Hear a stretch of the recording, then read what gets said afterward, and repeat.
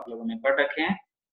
तो next topic हम discuss करने जा रहे हैं ओम्स लॉ, जो कि आपने प्रीवियस क्लास में भी पढ़ रखे हैं, बट कॉन्सेप्ट वही है। यहाँ पर थोड़ा सा एडवांस हमें अभी डिस्कशन करना है। ओम्स लॉ का यूटिलाइजेशन है यहाँ पर हर जगह, राइट, इस चैप्टर्स में। तो basically what is Ohm's law? As you know, this law states that the current flowing through a conductor is directly proportional to the potential difference across the ends of the circuit, while the physical conditions remain same.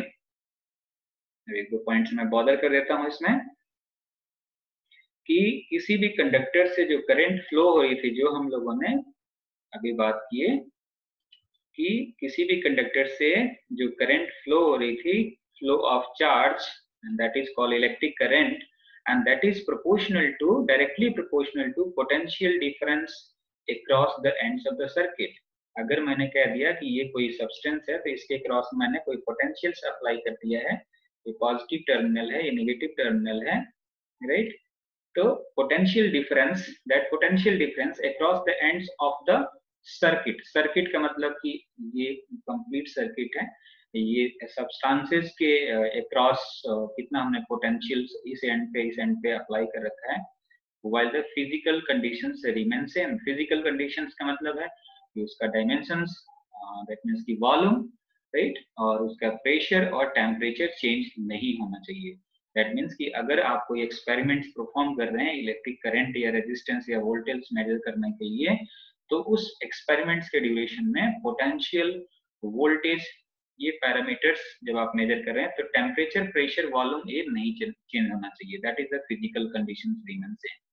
वो अगर change हो जाएंगे तो उस parameter पे effect पड़ जाएगा, जो भी फिजिकल पैरामीटर हम कैलकुलेट कर रहे हैं उस पे इफेक्ट पड़ जाएगा। Mathematically what we can say that about Ohm's law, that is V directly proportional to I, then V is equal to IR, where R is proportionality constant and that is called electric resistance, or you can say that is constant, that is simply resistance, right. तो इसमें notations आपको सभी notations आपको मालूम है, right. V potential difference, I electric current, right, and R resistance.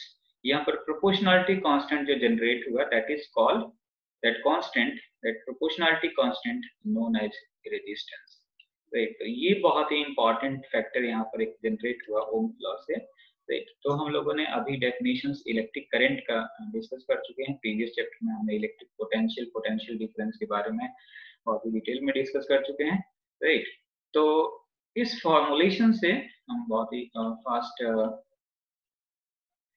ये कुछ इसके लिमिटेशंस और ग्राफिकल रिप्रेजेंटेशन डिस्कस कर लेते हैं, right? The graph between V and I gives a resistance, that is the slope of the curve graph is reciprocal to a resistance. तो इस तरह से इसका रिलेशंस होता है पोटेंशियल्स और करंट के बीच में, वो स्ट्रेट लाइन होती है, right, that gives you the slope of this graph that gives you a resistance of the substance, right? तो लिमिटेशंस क्या है ओम्स लॉ के? लिमिटेशंस क्या है? Ohm's law is valid for solid conductor only, right. किसी solid conductor के लिए ही Ohm's law को आप अप्लाई कर सकते हैं, अदर सब्सटेंसेस के लिए आप ओम्स लॉ को यूज नहीं कर सकते हैं।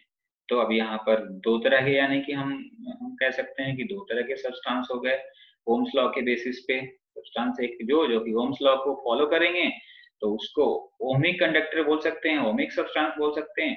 जो ओम्स लॉ को नहीं फॉलो करेगा, क्योंकि हम करंट, इलेक्ट्रिसिटी की बात कर रहे हैं तो कंडक्टर की बात करेंगे, तो जो ओम्स लॉ को नहीं फॉलो करेगा that is called non ohmic conductor, simple.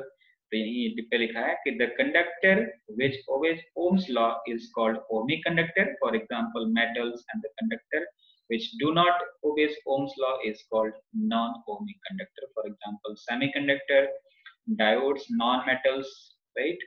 तो बेसिकली डायोड्स भी वो सेमीकंडक्टर सब्सटेंसेस से ही मिलके बने होते हैं। तो semiconductor and non metals are the non-ohmic conductor because they do not obey the Ohm's law, right? तो अब इनको हम ग्राफिकल रिप्रेजेंटेशन से किस